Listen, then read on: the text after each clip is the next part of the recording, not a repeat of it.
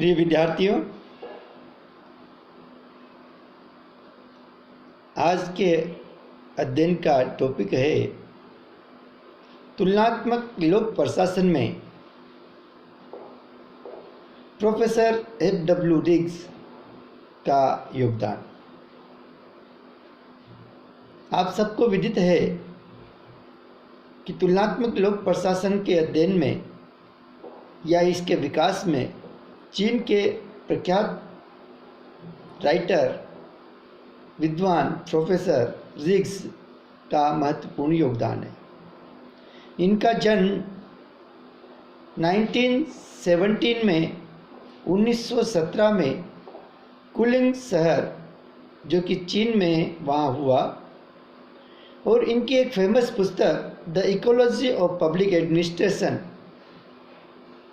में इन्होंने विकासशील देशों में विभिन्न कार्यात्मक क्षेत्रों में परिवर्तन की गति एक साथ नहीं होती, इन कारणों पर अध्ययन करने पर बल दिया गया। कई सारे विकासशील देश हैं जैसे भारत, पाकिस्तान, नेपाल, भूटान और भी अन्य। इनमें परिवर्तन की गति एक जैसी नहीं होती है। प्रशासन की अपेक्षा राजनीति में परिवर्तन धीमा पाया जाता है और फलस्वरूप नौकरशाही यानी कि प्रशासन इन विकासशील देशों में अधिक प्रभावशाली होता है। बहुत समझने की बातें हैं। परिवर्तन से मतलब है हमारे समाज का परिवर्तन, राजनीतिक परिवर्तन, आर्थिक परिवर्तन, प्रशासकीय परिवर्तन। जैसे आज हम बात करें, भारत में जाति व्यवस्था है। सब मानते हैं कि जाति व्यवस्था अच्छी नहीं होती है, लेकिन क्या सब लोग ये मानते हैं कि जाति को खत्म कर दिया जाना चाहिए? शायद इस पर हम सब में विचार मतैक्य होगा।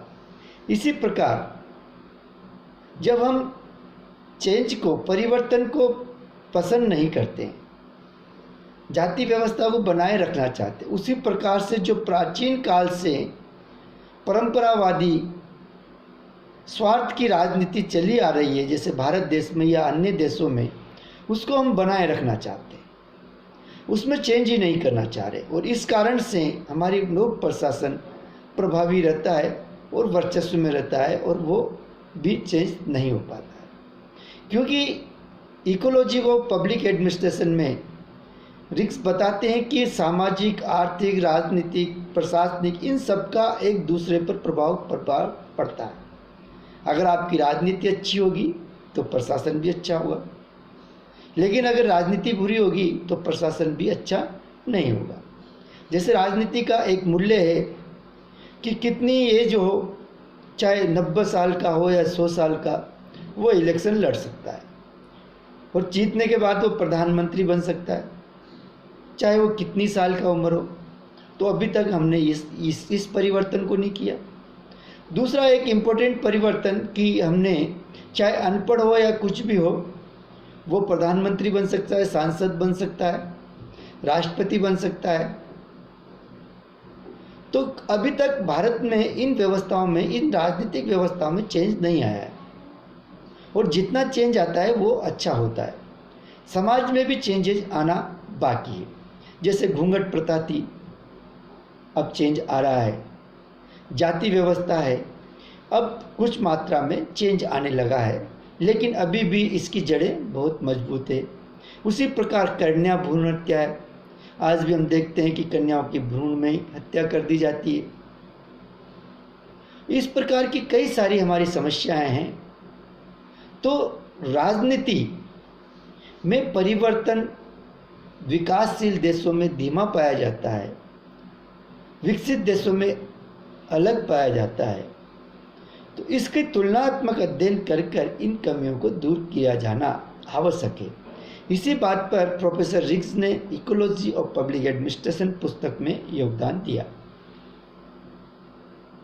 और उन्होंने एक अप्रोच दी, इकोलॉजी अप्रोच, जो काफ़ी फेमस है। और प्रोफेसर रिग्स का सारा अध्ययन एक और तो प्रशासनिक उपव्यवस्था और दूसरी ओर समाज की आर्थिक, सामाजिक, राजनीतिक, सांस्कृतिक उपव्यवस्थाओं के बीच में अंतःक्रियात्मक विश्लेषण है। अंतःक्रियात्मक विश्लेषण। प्रशासनिक उपव्यवस्था किसे कहेंगे हम? जैसे भारत का मंत्रिमंडल सचिवालय ले लीजिए, राजस्थान का सचिवालय ले लीजिए, या जयपुर का नगर निगम ले लीजिए, ये एक उपव्यवस्था है। या कोटा का निगम ले लीजिए, या किसी गांव की पंचायत ले लीजिए, या किसी शहर का एसपी ऑफिस या कलेक्टर ऑफिस ले लीजिए, या किसी यूनिवर्सिटी का प्रशासन ले लीजिए, या किसी कॉलेज को ले लीजिए। तो ये प्रशासकीय उपव्यवस्थाएं हैं जो सरकार के द्वारा संचालित की जाती है। इन व्यवस्थाओं का प्रशासकीय व्यवस्थाओं पर, संगठनों पर किन किन का इफेक्ट पड़ता है, उनको हम अन्य उपव्यवस्थाएं बोलते हैं। जैसे समाज की आर्थिक, सामाजिक, राजनीतिक, सांस्कृतिक उपव्यवस्था। जैसे हमारी सांस्कृतिक परंपराएं हैं, सामाजिक परंपराएं हैं, धार्मिक परंपराएं हैं, आर्थिक परंपराएं हैं, राजनीतिक परंपरा, इन सब का इफेक्ट उस व्यवस्था पर पड़ता है।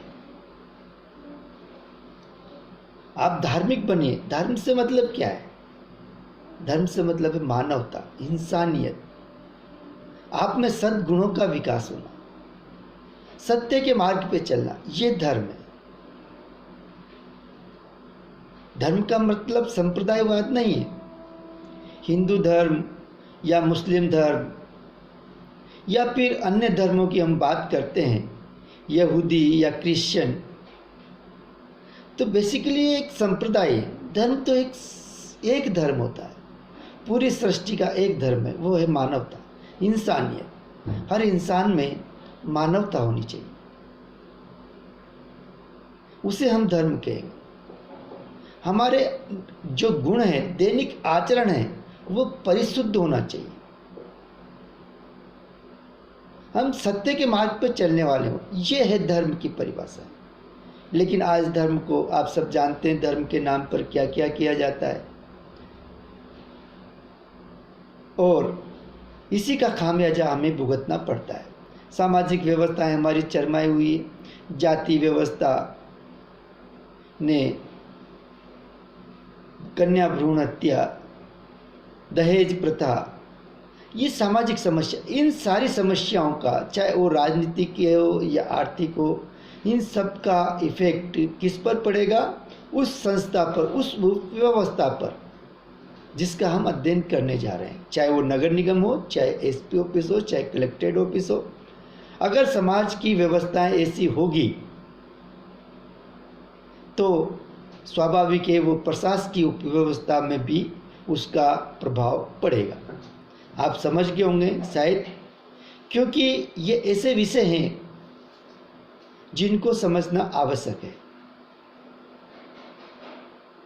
मान लीजिए कोटा में नगर निगम है और कोटा में जाति व्यवस्था बहुत ज़्यादा है।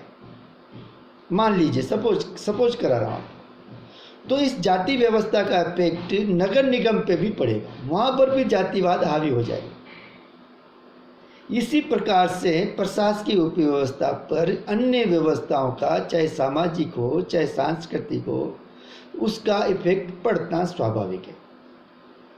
इस कारण से परिवर्तन इकोलॉजी एडमिनिस्ट्रेशन की बात करते हैं प्रोफेसर रिग्स की, और व्यवस्थाओं का भी अध्ययन किया जाना चाहिए।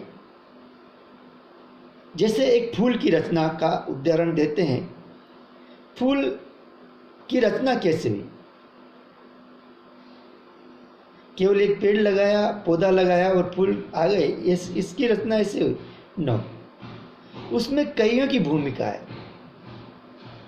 वहाँ की मिट्टी कैसी है, वहाँ का पानी कैसी है, वहाँ का खाद बीज कैसा है, वहाँ की धूप, वहाँ का एनवायरनमेंट, वहाँ की बारिश, और उसको सबसे इम्पोर्टेंट उसकी देखभाल करने वाला कैसा है, वो उससे कितना प्रेम करता है। नहीं तो सूख जाएगा पौधा अगर आप उससे पौधे से प्रेम नहीं करेंगे। और जितना अधिक सारे एनवायरनमेंट अच्छे होंगे तो उसमें फूल भी अच्छे खिलेंगे। और अगर ज़मीन खराब हुई या पानी खराब हुआ या धूप अच्छी नहीं है या एनवायरनमेंट अच्छा नहीं है या उसका संभालने वाला माली अच्छा नहीं है, खाद बीज अच्छा नहीं है, तो स्वाभाविक है कि फूल भी बहुत छोटे और मुरझाए हुए मिलेंगे। उसी प्रकार हमारी प्रशासकीय व्यवस्थाएं, जनरली हम समझते हैं कि प्रशासन में भ्रष्टाचार पाया जाता है। क्यों पाया जाता है? क्योंकि हम धार्मिक तो हो गए, लेकिन आज भी रिश्वत ली जाती है। तो क्या जो रिश्वत लेता है उसको आप धार्मिक कहेंगे? नहीं ना। जो झूठ बोलता है, जो चोरी करता है, जो अत्याचार करता है, नारी का उत्पीड़न करता है, कन्या भ्रूण हत्या करता है, जातिवाद फैलाता है, बाल विवाह करता है, मृत्यु भोज करता है, जो कि सरकार के द्वारा बैन है, उसके बावजूद भी कहता है कि मैं धार्मिक हूँ, क्योंकि वो मंदिर में 5 घंटे पूजा करता है। क्या मंदिर में 5 घंटे पूजा करने से धार्मिक हो जाता है? या रामायण या महाभारत पढ़ने से धार्मिक हो जाएगा? नहीं। आपका आचरण शुद्ध होना चाहिए, आपके अंदर विचारों में शुद्धता होनी चाहिए, आपके कार्य, आपके विचार ये शुद्ध सत्य के मार्ग पर चलने चाहिए, तब जाके कहलाएंगे आप धार्मिक। लेकिन ये हमारी सामाजिक व्यवस्था है, हमारी धार्मिक व्यवस्था है, हम इस पर बोल ही नहीं सकते। नहीं तो कह दिया जाता है कि ये तो धर्म का विरोध कर रहा है। तो ये सारी चीज़ें हमें गौर करनी होगी। तो प्रशासन पर इन समस्त चीज़ों का इफेक्ट पड़ता है और इस आधार पर रिग्स ने आप पढ़ेंगे, अगर आप क्लास में होते तो बड़ा आनंद आता और हम डायग्राम के द्वारा, चार्ट के द्वारा सारी उपव्यवस्थाओं को आपको समझाते। लेकिन एक समस्या है कि आपसे पूछ नहीं सकते और केवल वीडियो के मार्फत आपको समझाया जा रहा है। फिर भी अगर आपको कोई जानकारी लेनी हो तो आप हमें व्यक्तिगत फ़ोन कर सकते हैं या व्हाट्सएप पर मैसेज कर सकते हैं। तो इनका पहला मॉडल बनाया इन्होंने, वो था 1957 में कृषि का और औद्योगिक का। उन्होंने कहा कि एक समाज ऐसा है, एक राष्ट्र ऐसा है जहाँ पर कृषि पर अधिक बल दिया जाता है और कुछ राष्ट्र ऐसे जहाँ पर उद्योगों पर बल दिया जाता है, और एक ऐसी व्यवस्था है जहाँ पर दोनों मिश्रित है, उसे ट्रांजेस्टिया कहा गया। लेकिन इससे भी वो संतुष्ट नहीं और एक दूसरा मॉडल लेके आया जिसे fused prismatic and diffracted model कहते हैं।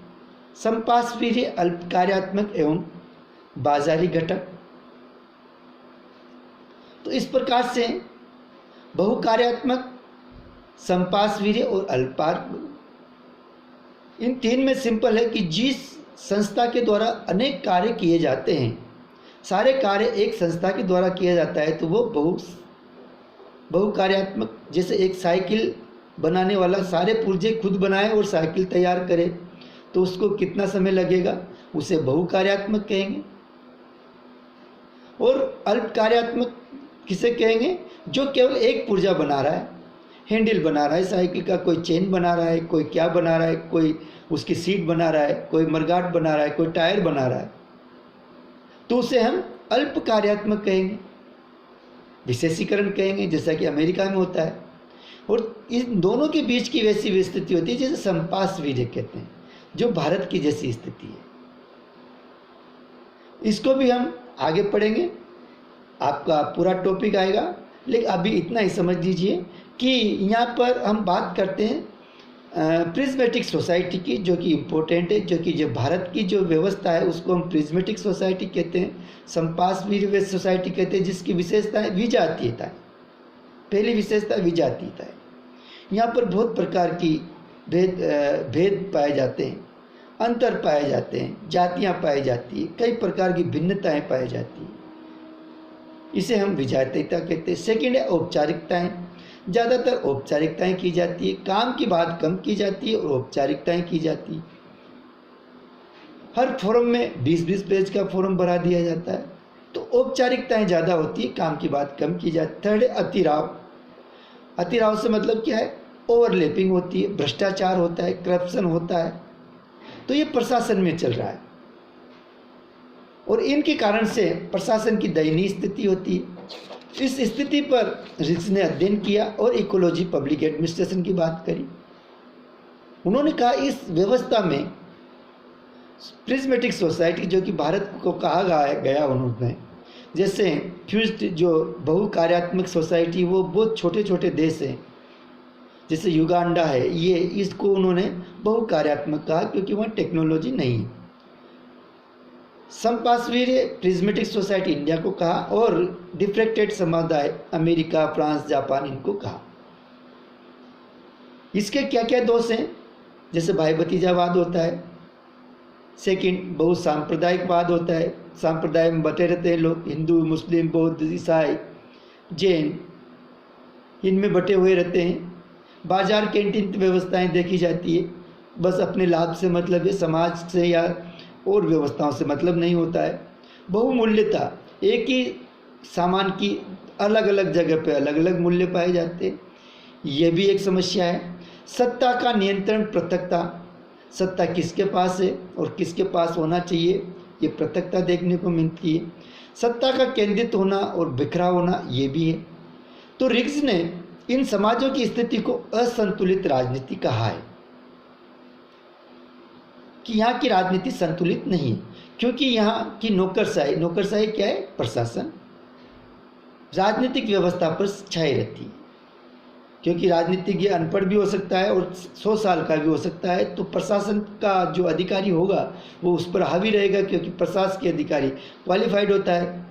कोई भी अधिकारी बिना गजेटेड बीकॉम, बीए या बीएससी के नहीं होता है, ग्रेजुएट होता है वो, और पढ़ा लिखा होता है, ट्रेनिंग शुदा होता है, और इस कारण से वो राजनीतिक व्यवस्था पर हावी रहता है। मंत्री और प्रधानमंत्री उनके इशारों पर काम करता है। और यहाँ नौकरशाही के जो दोष पाए जाते हैं, भ्रष्टाचार, उसे हम साला मॉडल कहा है।